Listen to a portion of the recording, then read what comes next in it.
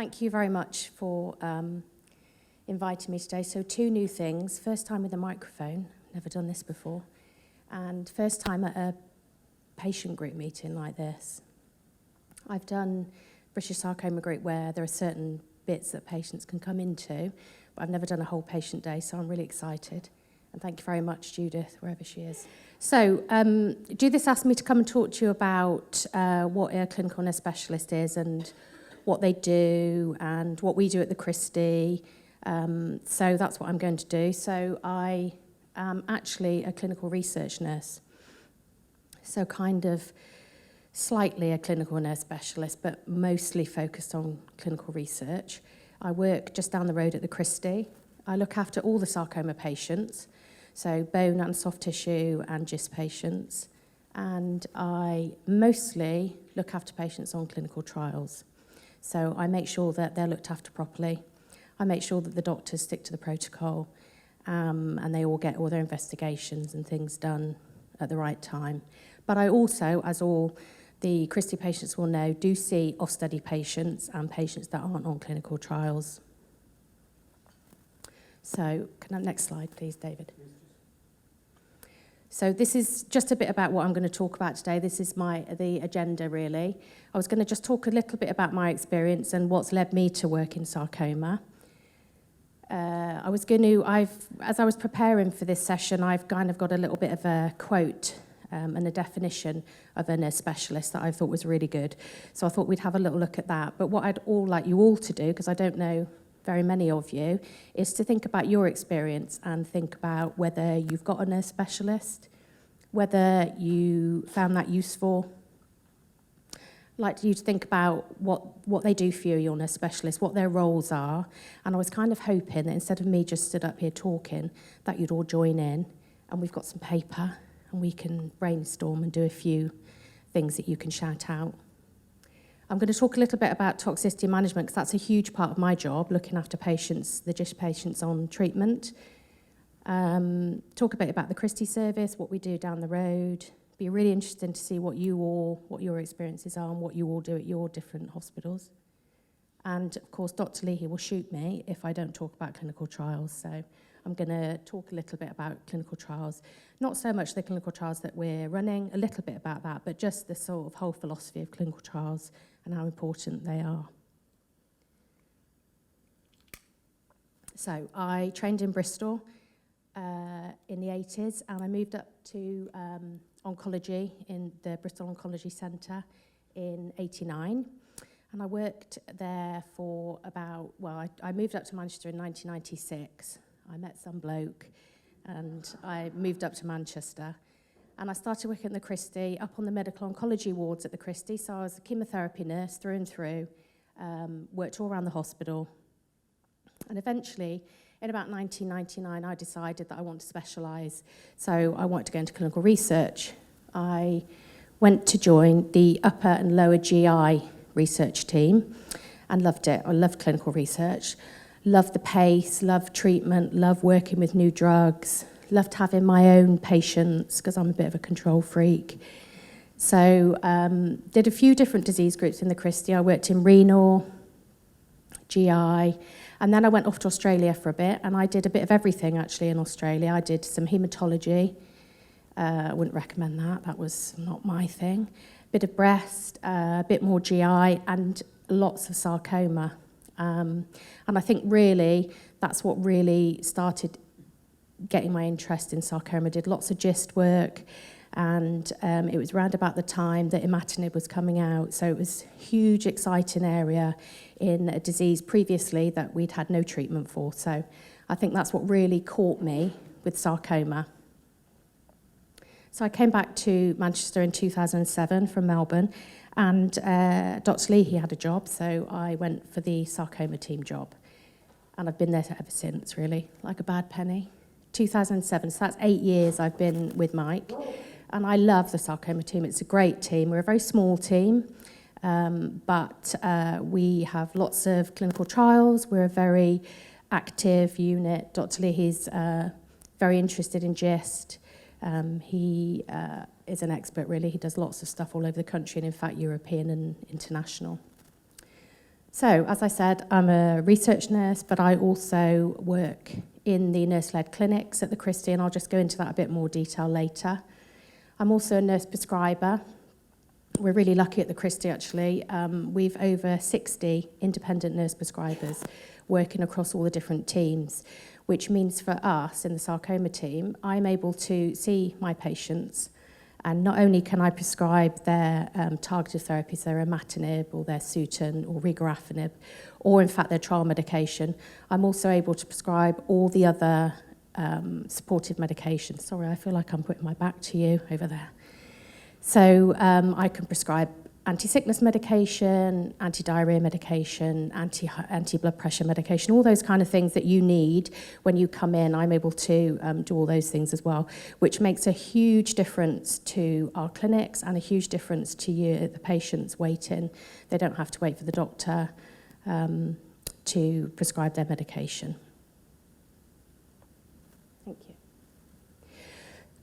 Am I in anybody's way? Can you all see that?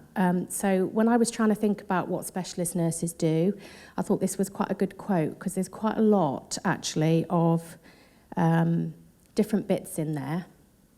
So I'd like you to just kind of have a think about that, but also what your clinical nurse specialist, if you've got one, is to you, so that we can have a bit of a chat. So I guess they've got to be a specialist. You've got to have somebody that has been working in that area for a while and knows that disease group. So they're a specialist and an expert, an advanced practitioner, someone that's got good all-round experience but has specialised in that subject. Especially in a disease like GIST, where it's so rare, you want someone that knows what they're talking about and has got a bit of experience looking after you. It says that you should be able to work in isolation or as part of the MDT. I think that's really important, because although we work very closely as an MDT, we know that patients' outcomes are better if you're looked after by a specialist sarcoma MDT, and we've got lots of experts within that group to help us look after you better. Often you have to be able to work on your own, because you are seeing patients and you have to assess patients and sort out symptoms. Often I've got no doctor around, so you do have to kind of have enough confidence in your ability and enough experience behind you to be able to sort problems out on your own, despite being part of that team. So I guess the main thing on that for me, you can see because I've underlined it, is it's patient-centred. It's got to be patient-focused. It's got to be about you. It's got to be about us providing the best care possible to improve outcomes for patients. So it's no good if it's not effective for you. So I guess we could try and move on now and before I do the next slide, because I've put lots of bits up there that I think is the role of the clinical nurse specialist. But I don't know whether you just want a couple of minutes in your tables, or whoever sat next to you, or if you're really ready to start the day and shout out some things. And I'll just write a few things down. Have we got a pen, Judith, for...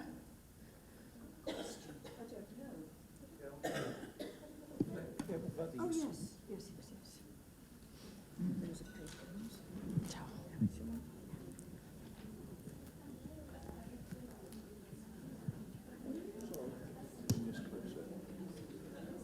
I'm trying to work out where I can stand where I'm not putting my back to somebody. So I guess the first question is, have you all got clinical nurse specialists? Do you want to put your hands up and we can just kind of see who... And I bet yours is brilliant.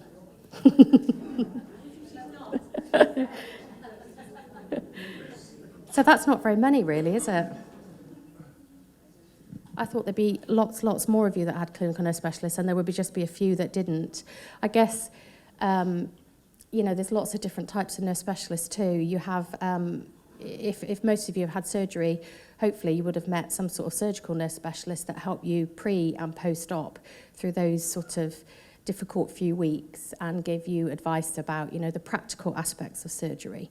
And then, obviously, once you're finished your surgery and you're handed over to the next appropriate team, that you have a nurse that is there that's looking out for you. But not many of you have, so that's a bit sad, isn't it? I think we probably have, but we don't necessarily know. So you've not met her, do you think, or him? In our case, there's no ongoing treatment, so probably that's why. Sometimes I don't think it's necessarily spelled out. I guess, though, you know, we do still have patients that are not on treatment that we still look after that would phone me if they had an issue, or I guess it's just knowing that you've got somebody there that's your sort of point of contact. That's often, you know, what's the most important, really. Yeah. I think in some places there's teams, so you may not necessarily know exactly who, but you know if you There's somebody. If you phone the nursing team, then you'll get somebody come back to you. Okay, that's interesting. Mum couldn't account for that with how your job, what you do, but her peace of mind, bedside manner, fantastic compared to some of the specialists, and your team's amazing. So I'm going to give Sue that fiver in a minute. Judith. I don't know. Yeah. Judith. Sorry, I think there was somebody. I have a Macmillan nurse who's there any time, and I don't need to ring her up or anything, Yeah. but she hasn't got an awful lot of knowledge about No. GIST. Oh, sorry. She hasn't got an awful knowledge about GIST. You know, she's asked me to bring some stuff back with me. Yeah. I guess the thing is, she doesn't really need to have an awful knowledge perhaps of GIST because, as I said, there's lots of different types of nurses that will support you at different points. And your Macmillan nurse, I guess, is someone, does she come and see you at home? No. So she's a hospital Macmillan? Yes. Right, yeah. Okay. Because obviously, you know, there are Macmillan nurses that will come and see you at home to help you with symptoms or financial, sort of social things like that. But, you know, I guess, see, I'm biased, and I think that to look after GIST patients, you need to know about GIST, really. Yeah. And whether you're on treatment or off treatment, you know, especially if you're on treatment, because, I mean, I'm going to talk about it a little bit further down. There's a few slides, how you manage patients on treatment and how you manage side effects. And I mean, I'm very lucky. I work at a very good specialist centre, and I'm kind of biased, I get, but I think that you all should have access to those kind of facilities. Mm-hmm. Okay. GP and he hasn't got a clue what I'm talking about. Yeah. You don't see the same GP, you know, in this day and age. And I gave him a booklet, and he really wasn't too mithered. He didn't like to be. So I flounder unless I come and see you and Dr. Leahy. I think probably lots of people will find that, won't they? Because not just with GIST, you know, sarcoma is a very rare disease. Your GP may never, apart from PATS, may never see another patient with sarcoma or GIST. And, you know, GIST is the most common type of soft tissue sarcoma, but still it's very rare. So we often do have patients have that problem with their GPs. I mean, what we tend to do at the Christie is Dr. Lee has done lots of healthcare professional information that we send out to the GPs and to other people looking after you at home, just really kind of giving them a bit of a heads up about what it is, how we treat it, you know, what the expected outcomes of treatment are, and contact numbers, really. Sarah, there's another question here, but I just want to ask a quick question. You say cost-effective care. Mm-hmm. What do you mean by that? I guess when these days, with the current economic situation, everything has to be cost-effective. So I have to use my time properly to make sure that I'm looking after the patients in the best possible way.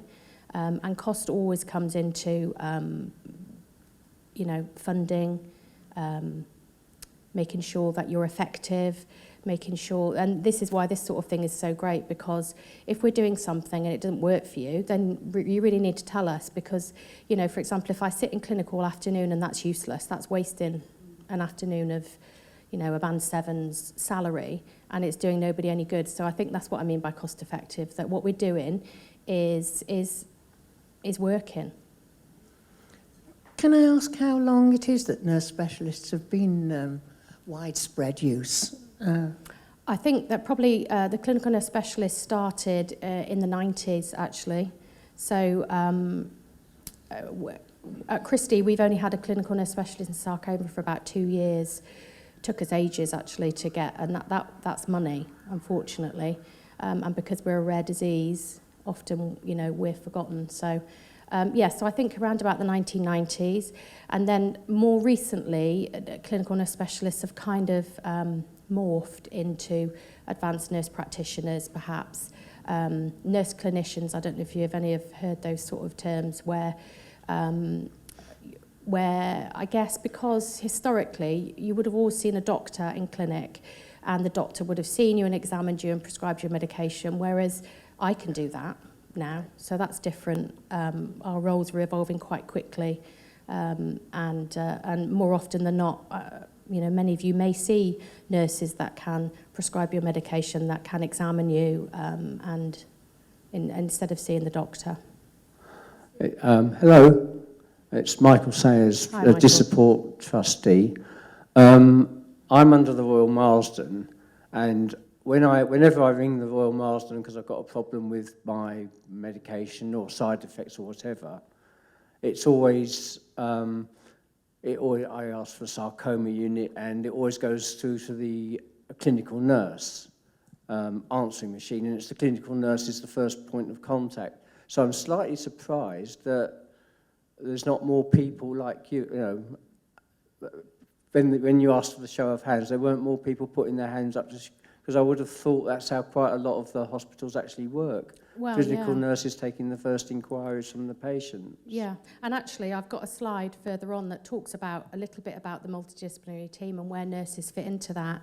And I don't know if anybody have heard of, key workers, and I'll talk a little bit about that as well, which is what nurse specialists are. They're key workers.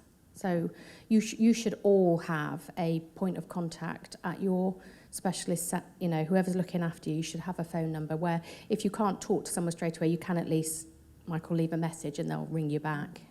Another point on cost effectiveness, not being too personal, but I'm sure you're not paid as much as the doctors are.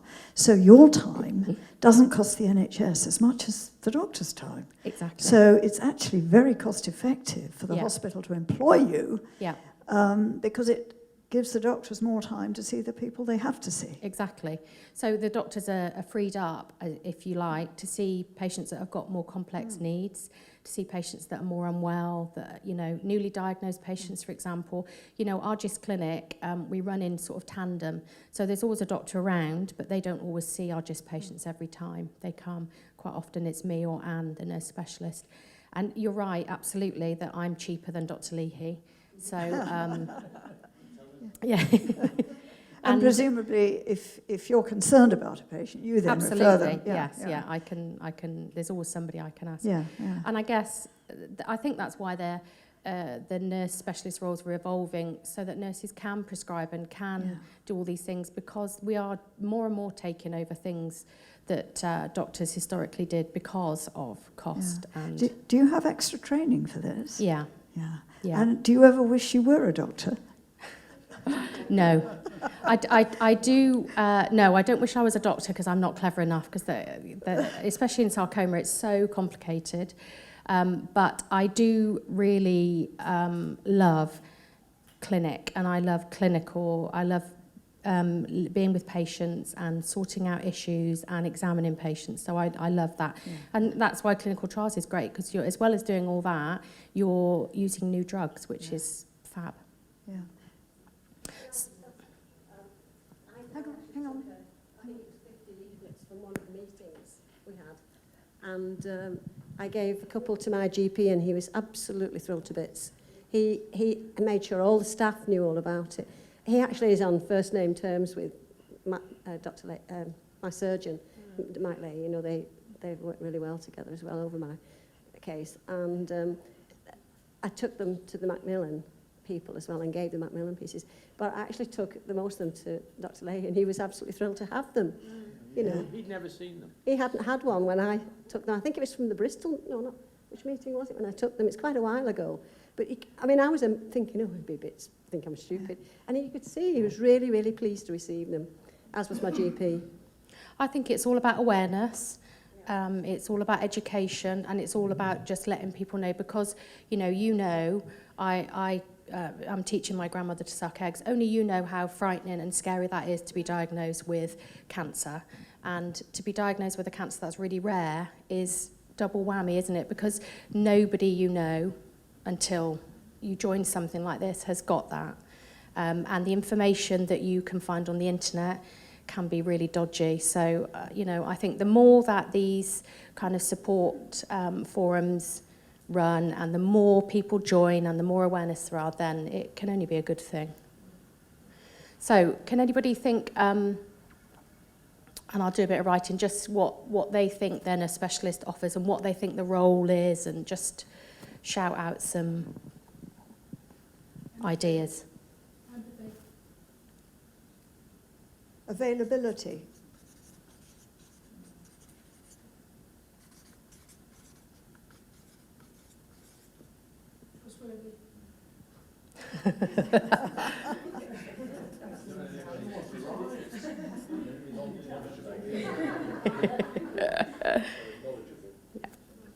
So should we say expert? Yeah. Yeah, good.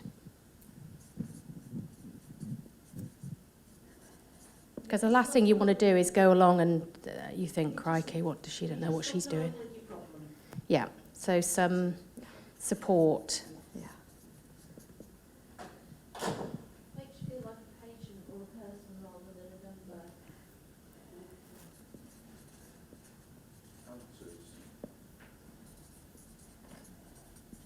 Hopefully. When I said about confidence, I meant you've got confidence, but you instill that into the patient.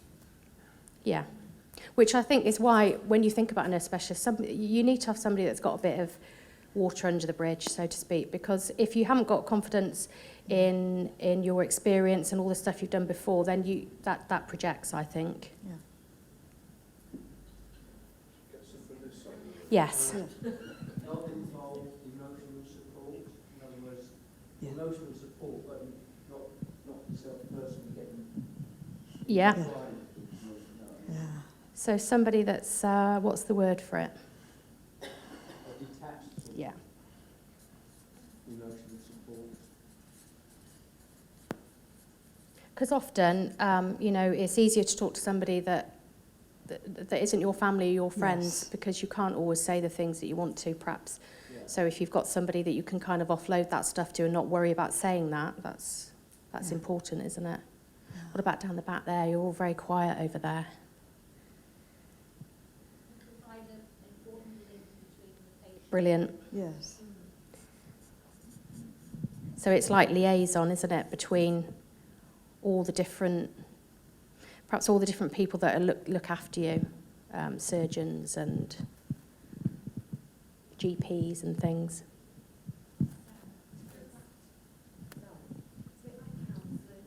Mm. I kept it together when I come back speaking to my oncologist, but then once he left the room, I kind of fell apart. And she Yeah. was there to support me. Yeah.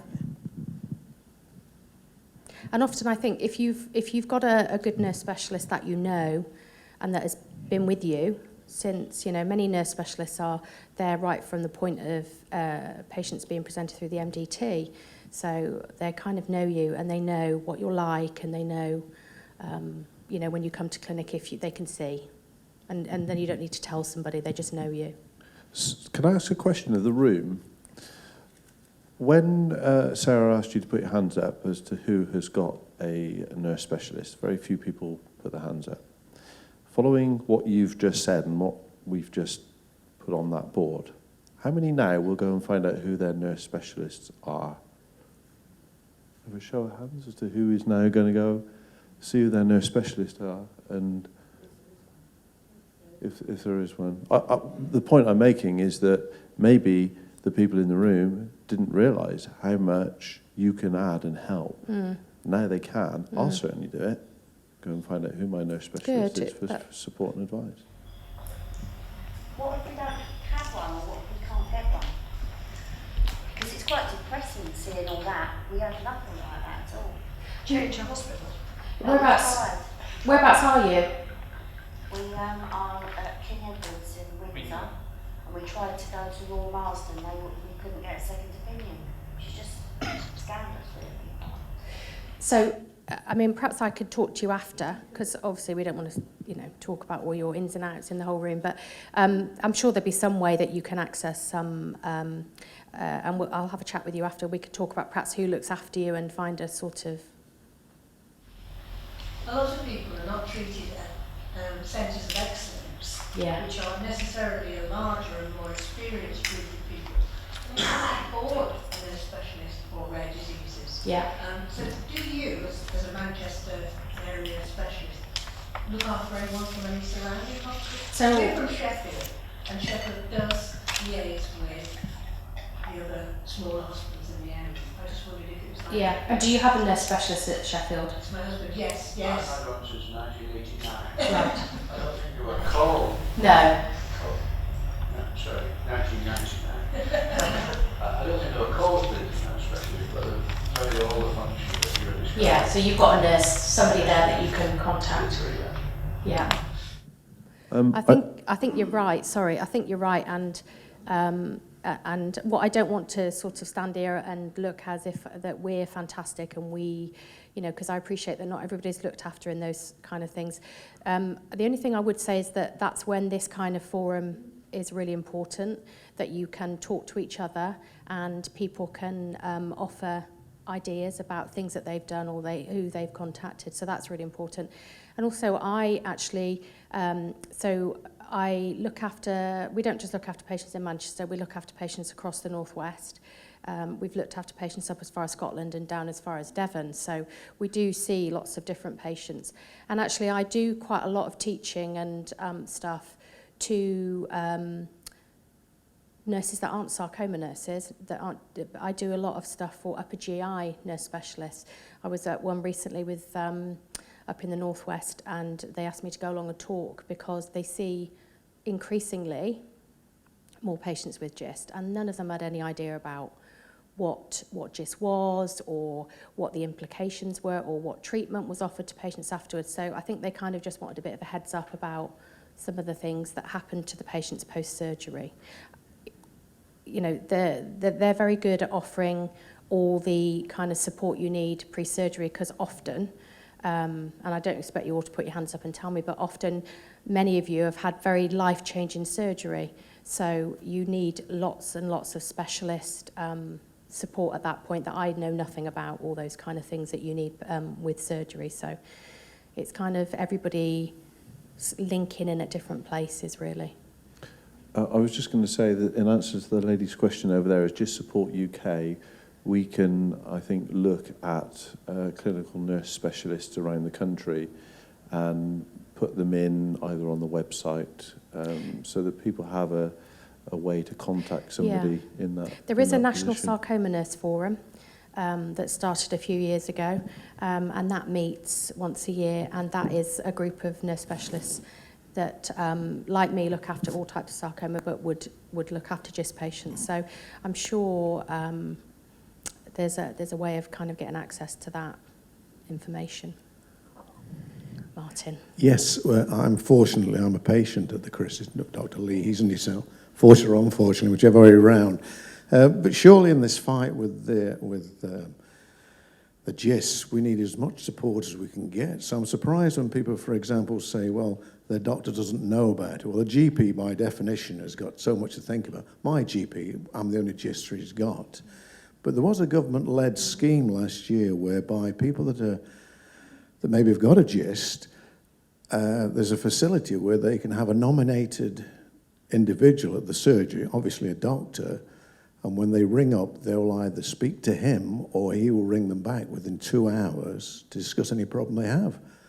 And again, it sounds as if people aren't familiar with that, but surely in this fight, you avail yourself of everything that is there. Absolutely. And this, in fact, my GP's moaning the time he's spending actually getting people involved in it. And the object is to stop people going, not to stop, but to try and eliminate as many people going into hospital. So he's there to give you advice. But as he said to me, if you know more about GIST than I do, but if you have a heart attack, then you get an ambulance, obviously. But so I'm surprised that people aren't, almost demanding specialist help. And if it's there, well, surely you avail yourself of it.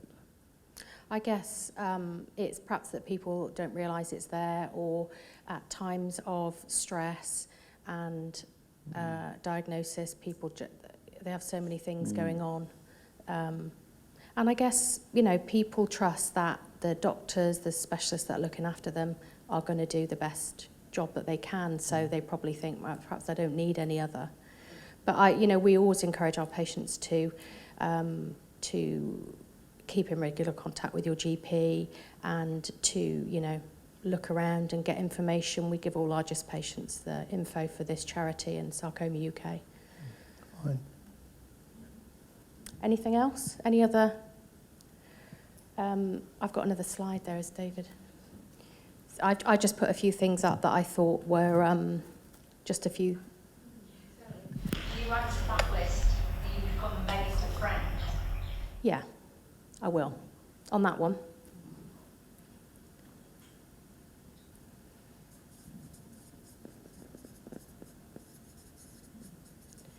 So there's not much else really that you said different. I guess for me, it's more about some of the things like audit, so looking at what I do and asking you if it's effective, because there's no point me doing it if it doesn't work for you.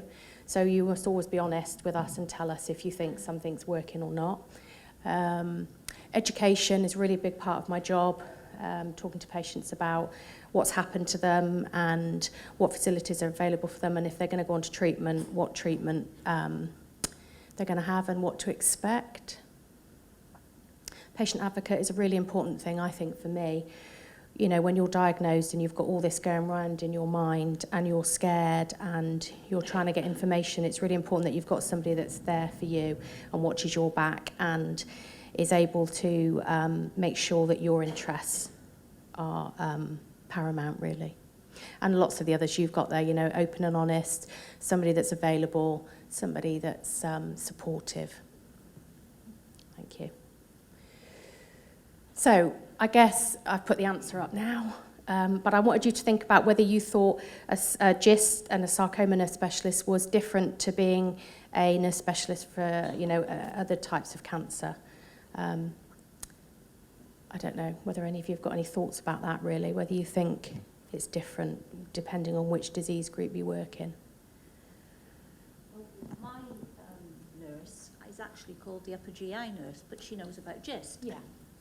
Yeah, which is okay, because as I said, I've often talked to upper GI nurses because they are seeing lots more, and patients are often treated out in Well, it's only a district hospital. Yeah. Who liaise with yourselves at Christie and with the QE in Birmingham. Yeah. But she actually, even though she's called the upper GI, she's always been there when I've seen the oncologist. And often, the upper GI nurses do look after the GIST patients. That's quite common.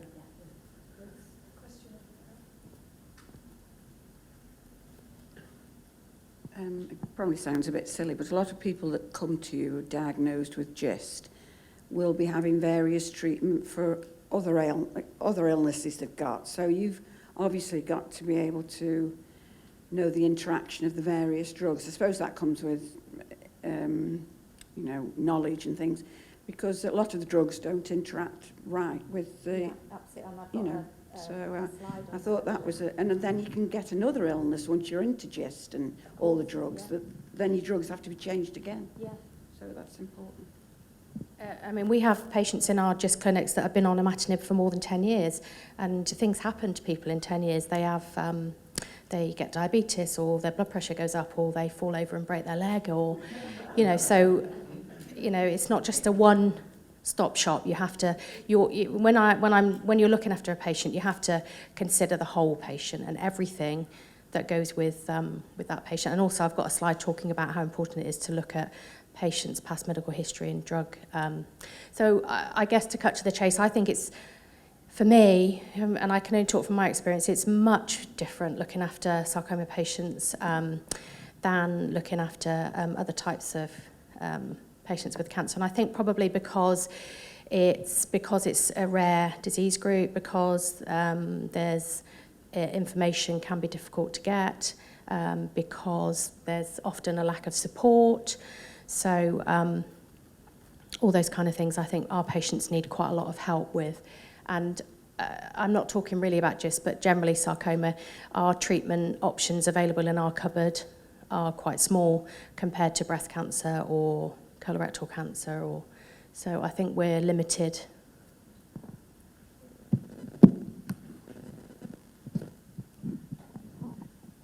Yeah, no, it was just, as you were saying, that different disease groups are very different. I went through the breast cancer journey 12 years ago, and that is totally different because it's slick, it's operational, your clinical nurse specialists are there, even the diagnosis of it, you know, you go, you've got a lump and you're in the system. Actually getting a diagnosis for a GIST is totally different to breast, and the journey through the GIST is a lot scarier because you haven't got that support. And as you say, there's not the information out there and all those sorts of things. And I think that when you're looking at it, when you look at the breast cancer journey, women are gobby, women have got all the necessary support out there. Yeah. And I think that is a really good standard to aspire to. But I think as a group, and I don't want to offend anybody, but I think you're really gobby. You're a great group of patients. Because you're very much like breast cancer patients, I think. You're just in a smaller group. You're a bit more of a minority. I don't want to say a minority, but But you are very, politically aware. You're very supportive of each other.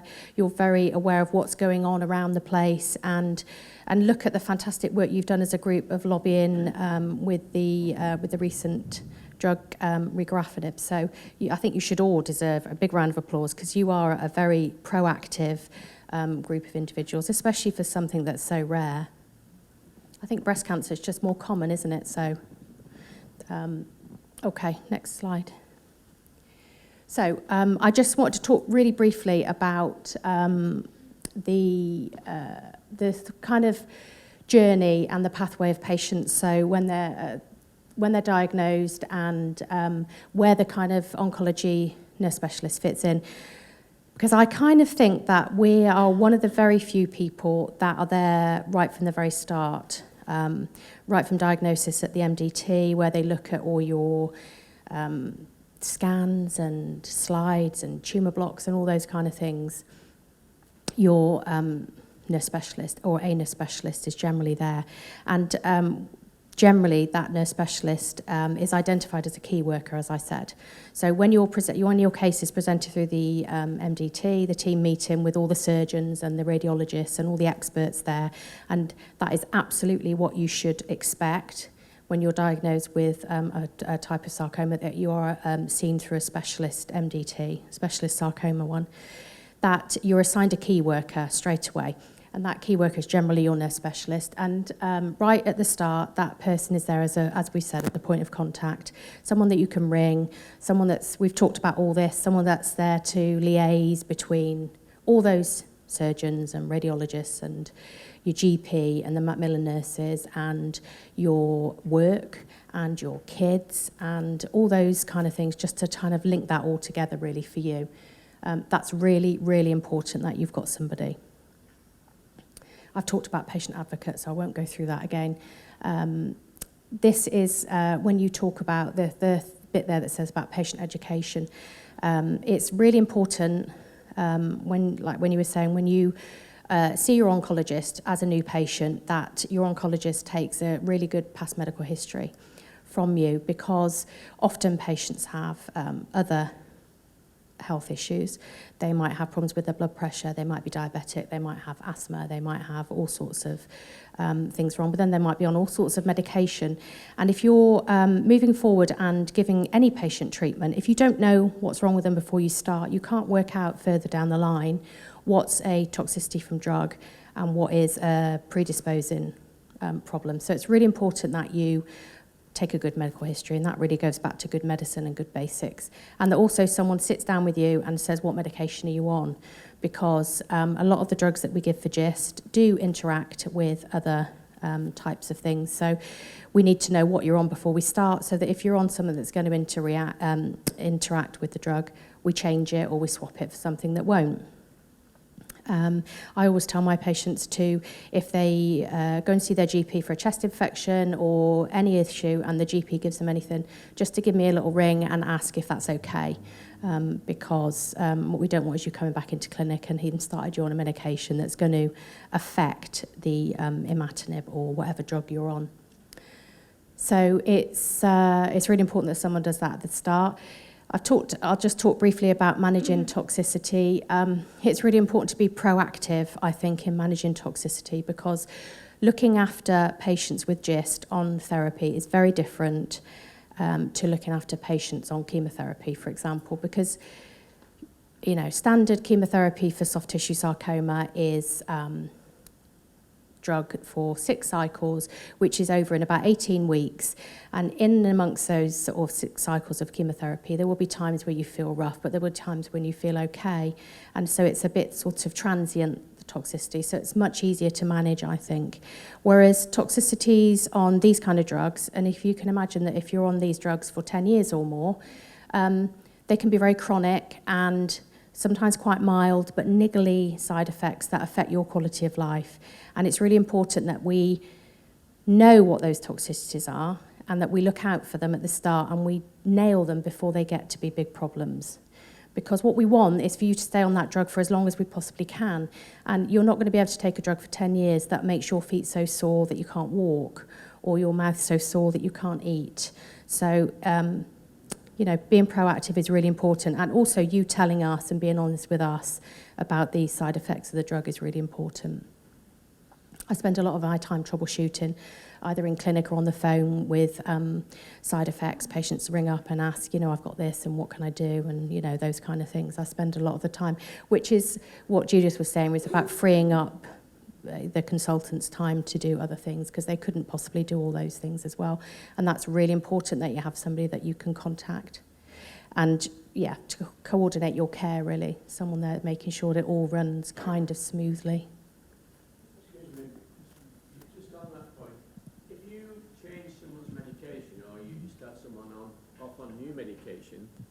Is there when you change someone's medication, is there an automatic feedback to their GP, for example, so that next time you go to the GP, you know, he knows or she knows what's happened?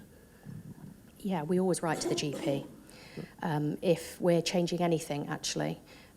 Or if, for example, I needed the GP to change something and you were at home, if you phone me up and your anti-sickness wasn't working and I wanted to change it, then I would just fax a letter over to the GP. So we would always let them know if we're changing. Okay. And also, you know, a good doctor or a good nurse that you see in clinic will ask you if your medication has changed since the last time you came in or if there's anything new.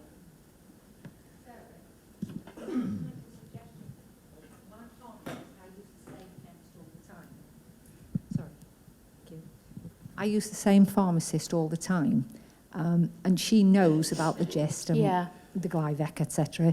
And she would, if I go in and I say, am I able to take such a thing, or I'm going on holiday and I need malaria tablets, she will always look and make sure that they won't go against any of the treatment that I'm given from the hospital. There's actually a really good website, Pat, that you can, I can give you the link, I can tell you the name of it, that you can just click on and it tells you, it lists all the drugs that are contraindicated with the CYP450, you know, the imatinib. And I mean, I always take that wherever I go, but, you know, it's nice to know that the pharmacist knows and understands and will check as well. Absolutely. It's just an extra backup. Yeah.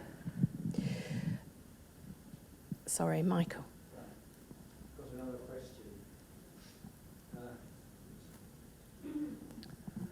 Yeah, the principal reason that I am here at all, I mean at this conference, is that when I was first diagnosed, I thought, at first I took the man thing, I can handle this, it's great, it's you know. But after about a year, I realised that I didn't actually like not knowing if there were other patients anywhere with the same as me, or going through the same treatment or what. But I had to, I actually asked at the Royal Marsden, you know, is it possible to be in touch with other patients in any way? And so I found out about what GIST Support UK was then. And I was just wondering to what extent is it written into your job description or into your training to encourage patients to, you know, to get in touch with groups such as ours? I think it's really important, and I think we always, when we have a new patient coming, we give them a patient pack, and depending on what type of sarcoma surface, a GIST patient, and they get information on support and somewhere they can look for information. So they always get GIST Support UK information and Sarcoma UK stuff. And then they get, you know, depending on what treatment possibly they're going to have, they get information on that as well. So it's really important. Yeah. But is it actually sort of formally part of your training that I guess you have if to you do were, this? I don't know whether it's in my job description somewhere that says... Because it wasn't until I asked that I got put in touch with a patient advocate group. It was the kind of the forerunner to GIST Support I think, UK. so I guess probably it's not formal, but it goes back to holistic care and treating everybody as an individual, doesn't it? So I guess it's down to the individual, whoever you're seeing, to them say. Because some patients don't want to. Some patients don't want to talk to anybody else, see anybody else. They just want to come to clinic and go home. And other patients, you know, do. I think you just have to treat everybody on an individual basis. Absolutely. I'm just saying there's no harm in suggesting it to every patient. No, absolutely. Had they thought about this? So I'll just crack on because I think I'm going to make everybody late for their dinner. So just a bit about the Christie GIST service. We've a specialist medical oncologist, Mike Leahy, who's talking this afternoon. He's very interested in GIST. He does a lot of GIST work across Europe, and we participate in lots of clinical trials. We've got a nurse specialist, and we're an active trials unit. I'm the research nurse. We actually have a database of all our patients, and we have a trials meeting every couple of weeks. And if we have new studies coming up, we go through our database and look to see if anybody's going to be eligible for that study. And we always talk to patients or approach patients about clinical trials if they're going to be eligible, and let people decide if they want to participate. We have a specialist sarcoma MDT. We have, as I said, the nurse review clinics, which run alongside the normal clinics. So our GIST patients who come quite regularly will know that they don't always see the doctor every time. It alternates between the doctor and the nurse, but there is always a doctor around if you need somebody. And we have 2 GIST clinics a week, and that's a real mix of GIST patients. So that's some patients that are in follow-up that aren't on treatment, that have had surgery and are free of disease. We have some patients on adjuvant imatinib who we give adjuvant imatinib for 3 years, so they come to our clinics. And we also have patients with metastatic disease who are on various kinds of treatment. So that's just a bit generally. Thank you, David. Next slide, yes, thank you. So this is what the current treatment really, adjuvant imatinib for 3 years. I'm sure you're all aware of that. And then for metastatic GIST, we have our first lines imatinib, sunitinib and regorafenib. So our patients have access to all those drugs now, regorafenib, thank goodness. And also access to clinical trials, really, really important, I think, that you have access to clinical trials, because it can open up, not only does it, open up a new avenue of treatment for you and offer you a potential extra line of treatment, but, you know, if it wasn't for patients participating in clinical trials, we would not have imatinib and we would not have sunitinib or regorafenib. So it's vital that that people participate in these studies so that we can advance our practice and get access to new drugs. Thanks, David. This is just a quick slide about talking about toxicity, really, and management of long-term patients on long-term therapy. And I guess the aim of the game is the middle big red circle, which is what we're aiming to do as a group of medical professionals, is optimize the long-term clinical benefit for you. So if we find a drug that works, we want to keep you on that drug for as long as we can.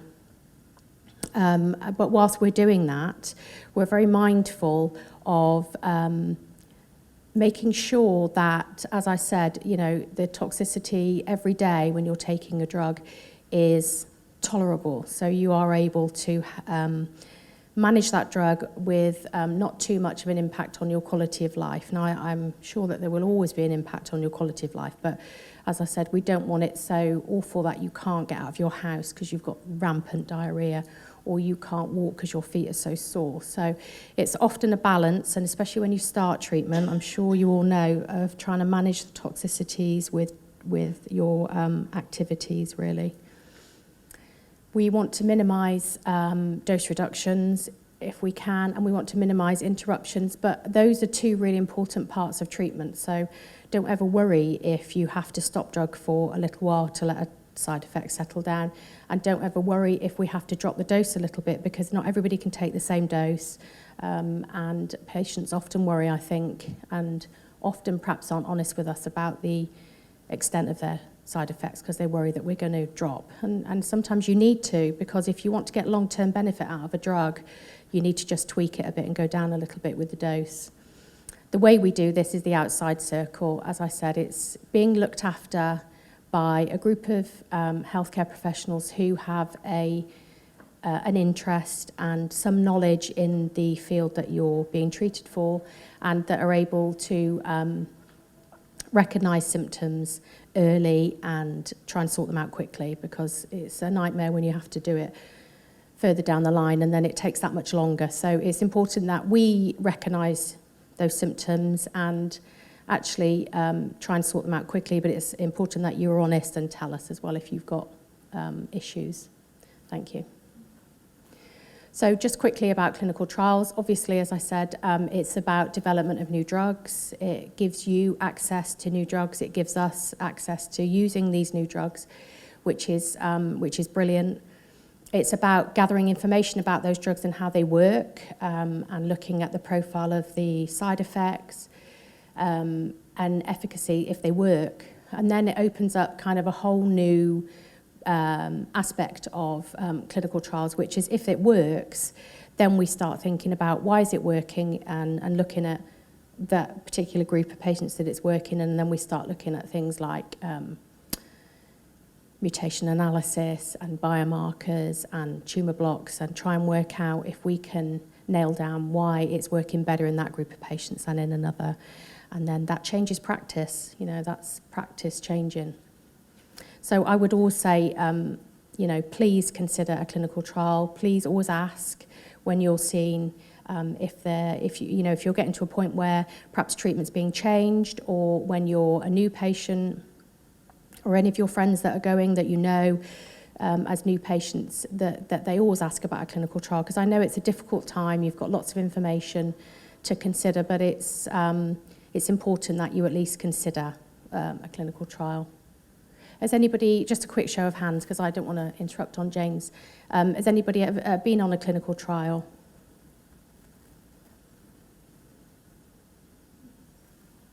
And offered a clinical trial?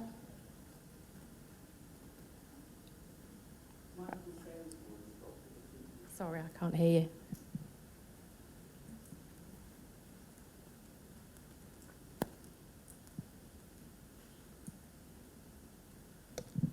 I know Michael Sayers was offered one. He's not in the room at the moment, right, okay, but he was offered a clinical trial.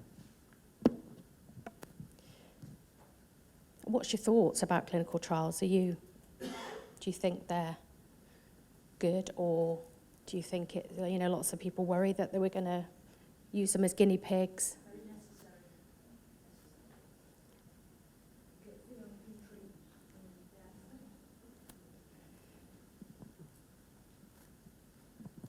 I think a lot will depend on the nature of the clinical trial, won't it? I know some years ago they were trying to get a clinical trial going to see whether patients who'd got secondaries in their liver had surgery or not.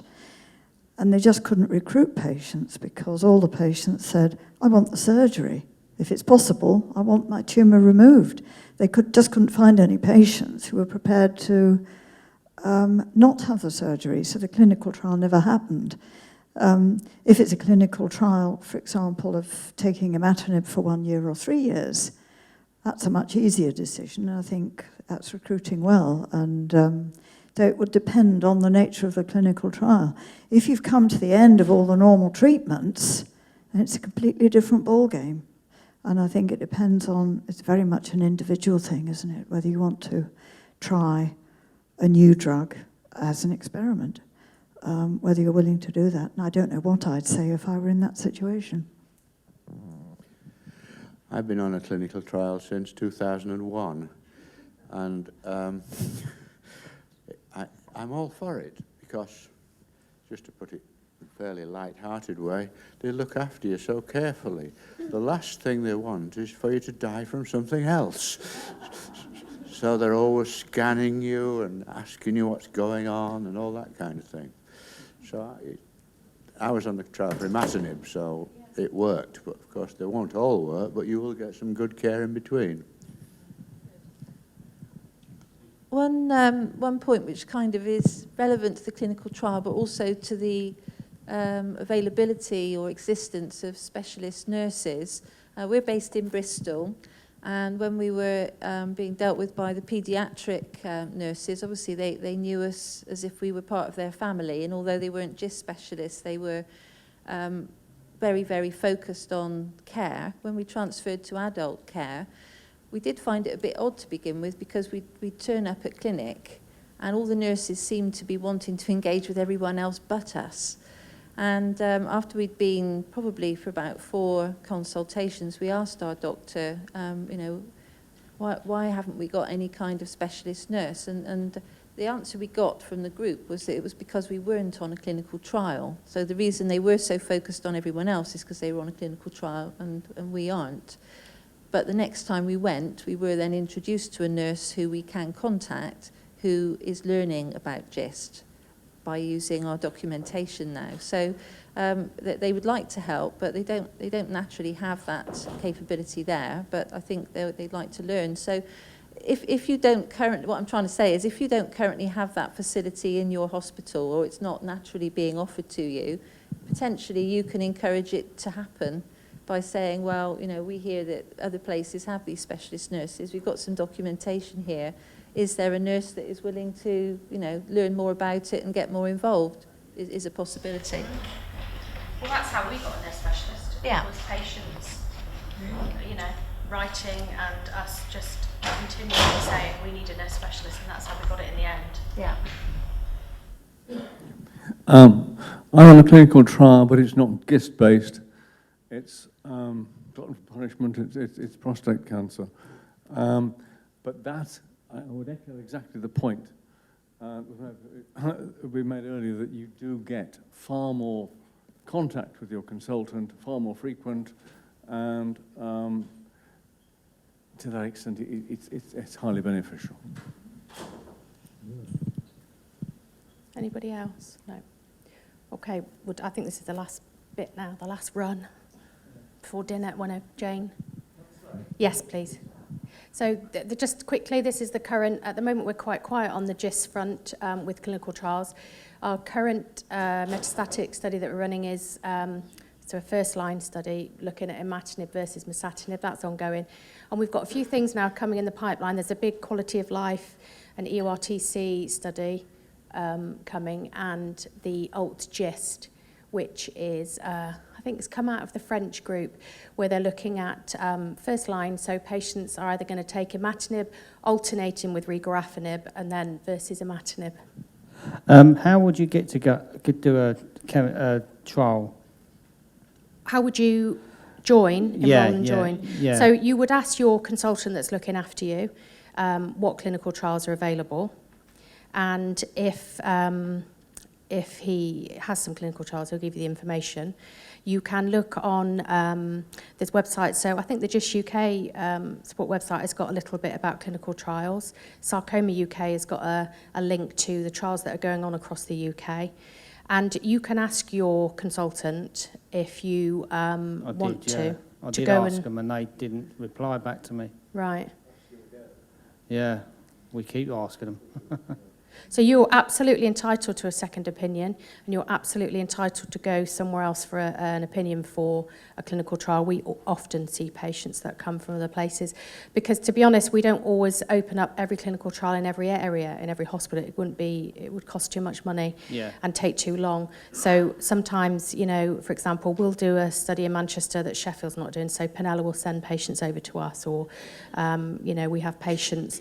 You know, if you're thinking about some of the more rarer types of trials, sometimes it might just be Marsden and Manchester, so people do travel. I'll have a chat with you afterwards. Okay, thank you. Next slide, please.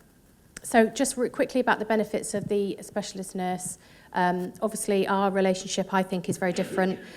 My relationship with my patients are very different to Dr. Lee. His, I know my patients, I think, not better, but I guess, you know, I see you more often, I talk to you more often, I know what problems you've had, I know about your support systems and the kind of things that go on in your life. So I tend to have a bit of a different relationship, and I think that's a good thing.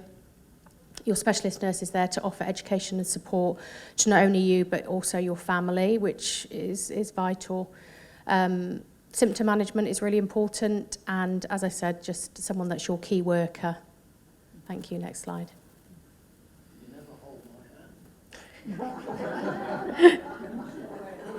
I'll ask Dr. Leahy to hold your hand next time you come.